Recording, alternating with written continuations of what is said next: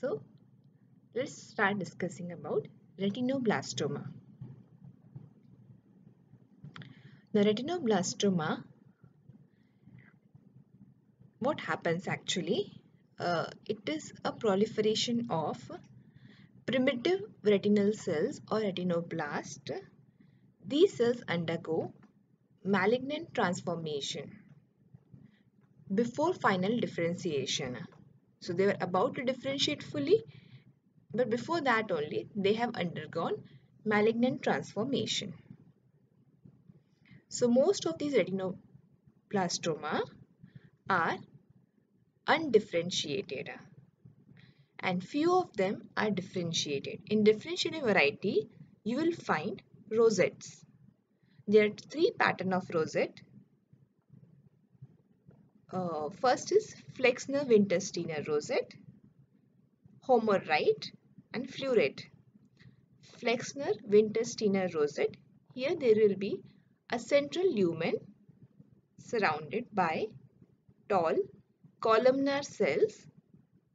The nuclei of these cells lie away from lumen.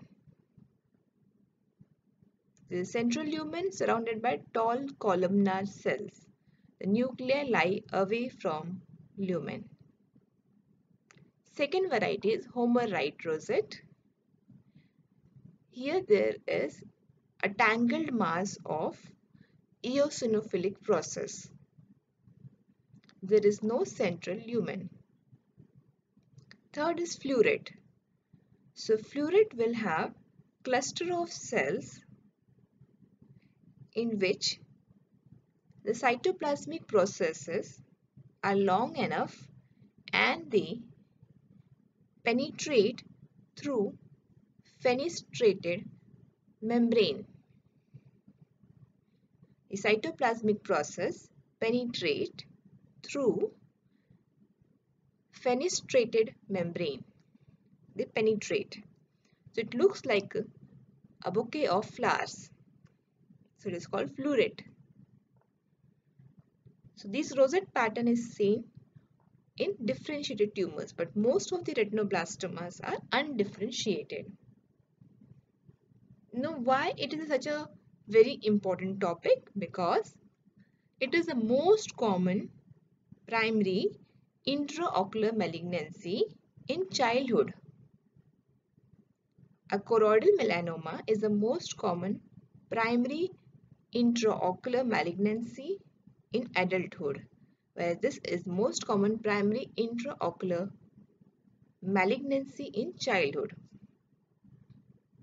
But still it is rarely seen, it is rarely found.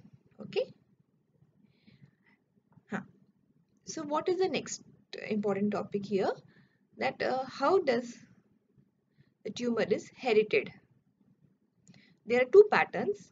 One is a heritable variety and another is a non-heritable. Now the gene which is responsible is RB1 gene located at chromosome 13q14. Okay. Now let me tell you one thing, that all these retinal primitive cells will usually disappear in first few years of life. So retinoblastoma is not commonly seen after the age of 3 years. Now let's start discussing about the heritable variety of retinoblastoma. Now remember a 40 rule. It is about total 40% of all retinoblastoma are heritable. 1. Then transmitted to offspring in 50% cases, but due to incomplete penetrance, only 40% of offspring will be affected. When it comes to sibling, when the child is affected, the risk that a sibling will also get is only 2% if the parent is not affected. But if a parent is affected, the risk is 40%. So 40, 40, 40. Okay. Now, I will repeat this 40 rule. The total 40% of total retinoblastomas are heritable retinoblastoma. 1. Second, the offspring, the chance of transmission is 50%, but because of incomplete penetrance, only 40% offspring will be affected. Third, sibling. So if the parent is affected and the child is having retinoblastoma, risk in sibling is again 40%. But if the parent is not affected and a child has retinoblastoma, the risk is only 2%. Now coming back to the heritable retinoblastoma, what happens actually? In all body cells, there is mutation of one allele, okay, of this RB1 gene. One allele is already mutated. Now when the second mutation occurs, which affects the second allele of the chromosome, then malignant transformation will occur. It is called a second hit. One allele in all body cells is already mutated. Second hit occurs, then malignant transformation occur. Now because all these retinal precursor cells will have one mutated allele, so when retinoblastoma occur in a heritable variety, it will be bilateral and multifocal. Now second important thing is that it may be associated with advanced paternal age. Third, it may be associated with second non-ocular malignancies like pinealoblastoma 1, suprasellar primitive neuroectodermal tumor, and malignancies in the bone, brain and lung. Okay. And risk of this second non-ocular malignancy is more when external beam irradiation have been given for the primary tumor. Okay. The next variety is the non-heritable variety. So heritable was bilateral, multifocal or multiple tumors. Now heritable. So heritable variety, there is no positive family history. Sorry, non-heritable variety, there is no positive family history. It is a solitary tumor and unilateral. Risk to the offspring and the sibling is 1%. And no association with or no risk of secondary non-ocular malignancies. Okay. Next we come to the growth pattern of the tumor. So this intraretinal tumor can have an endophytic or exophytic growth pattern or a diffuse growth pattern. Endophytic inside the vitreous causing vitreous seeding of the tumor cells in the vitreous. Exophytic in the subretinal space causing retinal detachment. So endophytic, exophytic. A diffuse variety, this is more aggressive variety. Then there can be optic nerve invasion, which is rare and which can be followed by spreading through the subarachnoid space in the brain. The tumor can spread to the brain from the subarachnoid space. And definitely lymph nodes can also. Yeah. So when metastasis occur, finally, it can be to lymph node, lung, brain, bone. Okay.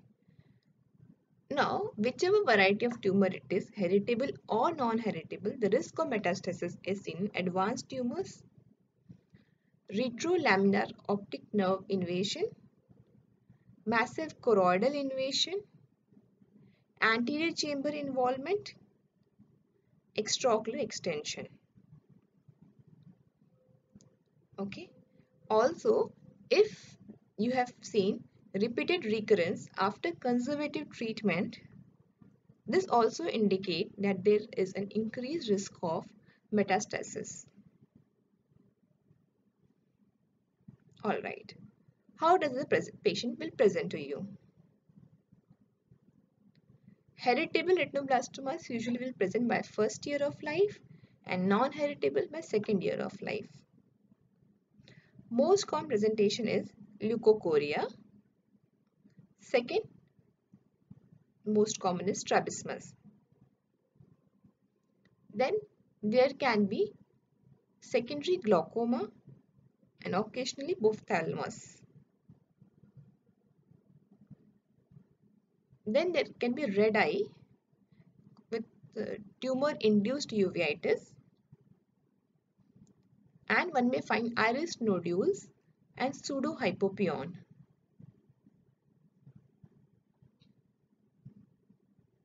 Okay. Then there can also be orbital involvement in the form of preseptal or orbital cellulitis. And if neglected, there can be proptosis and bone invasion. And finally, metastasis can occur. Patient can present with the metastasis. So most common leukocoria, then strabismus, then secondary glaucoma, third is uveitis, and fourth is orbital involvement in the form of cellulitis or in the form of proptosis and bone invasion in neglected cases. Now, signs on examination. So, intraretinal tumor, you will see a homogeneous, a dome-shaped lesion. You may find a flex of calcification on the surface. If it is an endophytic growth, then you will see a white mass, a white dome-shaped mass.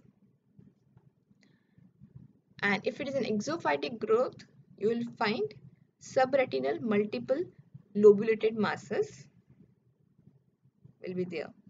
Okay. 1 second. Yeah. So exophytic will be associated with overlying RD. Now what investigations will you advise? So first is ultrasound. So B scan will show you the extent of tumor. Second, it will detect calcification. Okay. And CT scan will also detect calcification, but then you are exposed to radiation. Next, MRI. MRI will not detect calcification, but it will detect optic nerve involvement, extraocular invasion, and any metastasis following. Okay, so MRI of the brain and orbit should be advised. Okay, any systemic investigations you would like to advise? Any suspecting metastasis you can advise. What investigations will you advise? So basically you advise MRI, orbit and skull in high risk cases. If you see any metastasis, then you go for a bone marrow aspiration, or you can do a lumbar puncture. Okay. And genetic testing, how will you do? You have to take a fresh tissue specimen from the enucleated eye. 1. Second, blood sample for DNA analysis. third, one may take a sperm sample from the father. Okay, so fresh tissue specimen and blood sample is important for genetic analysis. So the main investigation is ultrasound. CT scan you can do, but we're exposing to radiation. MRI for optic nerve invasion or any metastasis and extraocular invasion. MRI. So ultrasound, MRI, and high risk cases may you advise MRI again. And then further, if there is any metastasis, depending on the organ involved, you advise the investigation like bone marrow aspiration or lumbar puncture. And finally, genetic testing. Okay, so this completes the investigation. The next is the treatment. So you divide the tumor into small, medium, and large, and then extraocular extension and metastasis. So small tumors means the diameter is not more than 3 millimeter and thickness is not more than 2 millimeter. So small tumor, we can do photocoagulation with 532 nanometer argon laser or 810 nanometer diode laser.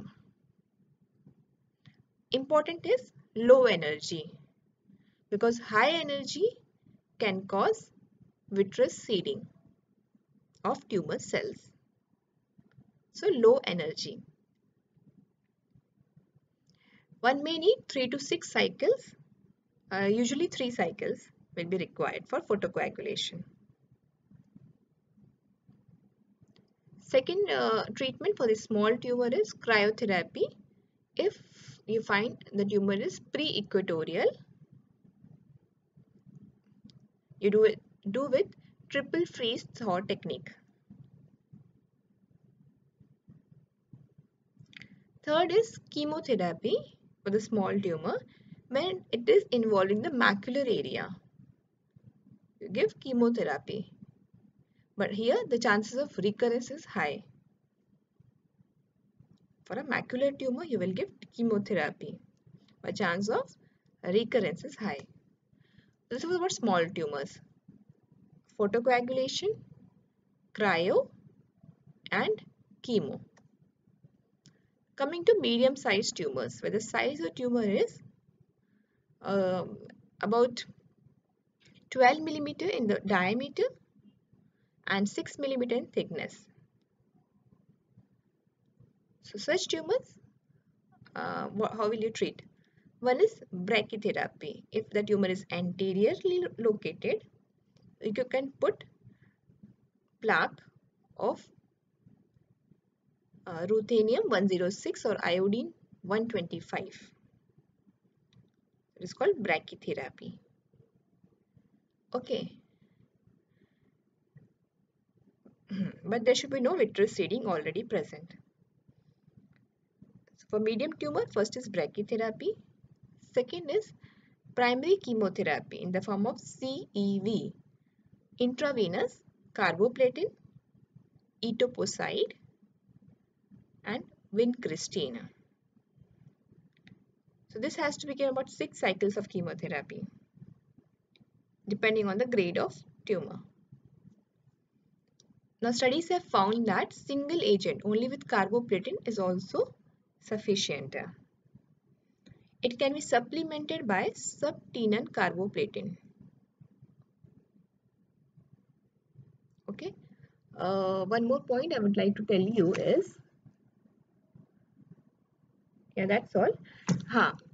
So this chemotherapy should be followed by focal treatment with transpupillary thermotherapy or cryotherapy to consolidate the tumor. And third is external beam radiotherapy. This should be avoided if possible in a heritable retinoblastoma because of risk of second non-ocular malignancy. And with external beam irradiation, there are some side effects like hypoplasia of bony orbit, growth hormone deficiency, and neurocognitive defects. So if possible, avoid this. So coming back to treatment, I will repeat from the back because usually we get lost in between the treatment part. So if it is a small tumor, 3 and 2 dimensions, 3 is the basal and 2 is the thickness. Small tumor, photocoagulation, cryotherapy, macular tumor, chemotherapy. Medium sized tumor, diameter is 12, thickness is 6. 12 and 6. Medium size, it is brachytherapy, 1. Second, primary chemotherapy. Next is a large tumor. So here you can try chemoreduction with carboplatin. This will shrink the size of the tumor, followed by any local treatment. If nothing works, enucleation. So the indications for enucleation is chemoreduction fails. Chemoreduction is not possible because the other eye is absolutely normal. Third, what does it means is aggressive chemotherapy is not possible if the other eye is completely normal. Then if it's a diffuse condition, diffuse retinoblastoma, there's no point giving a chemo or radio because it will cause recurrence. So diffuse variety, then rubeosis, vitreous hemorrhage and optic nerve invasion. These are indications of enucleation.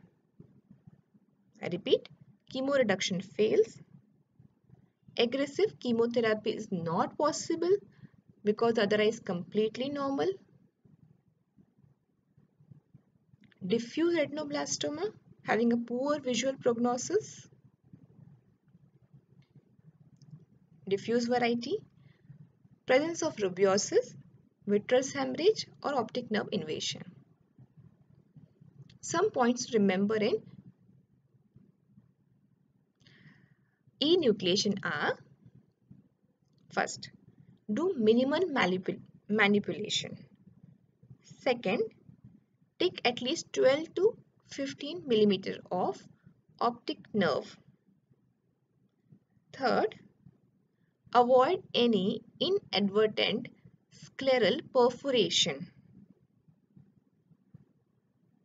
Fourth, place a large orbital implant. Fifth, suture the tenon and the conjunctiva in different layers. And finally, wait for at least a week. Let the wound heal and then you give any chemotherapy if required. Okay. Next we have seen small, medium and large tumor. Next is extraocular extension. So here again you will do enucleation followed by adjunctive chemotherapy with your CEV cycle, which is 6-month cycle. Extensive cycle, 6-month period of chemotherapy will be required after enucleation. This was about the extraocular extension. If it is a metastasis disease, then you need a high dose of chemotherapy depending on the extent of metastasis. You can also give intrathecal chemotherapy, then intrathecal methotrexate, or if it's a bone marrow involvement, myeloablative surgery may be required. If you may, depending on the extent again, you may require focal craniospinal or total body irradiation. Okay. So this completes the treatment part. Then follow-up. So after treatment, the tumor will regress in size and will give a cottage cheese appearance. 1. Cottage cheese appearance. Second, recurrences are very common, but what it says for recurrence is that new tumors can develop in patients with heritable retinoblastoma, especially who are treated at a very early age. Okay, and these new tumors will tend to anterior and they cannot be prevented by chemotherapy because there is no blood supply. Okay, so the tumors recurrences is more seen if the treatment has been done at very early age, and they will tend to be anteriorly located and they cannot be prevented by chemotherapy because there is no blood supply. So for the follow-up, how you call the patient?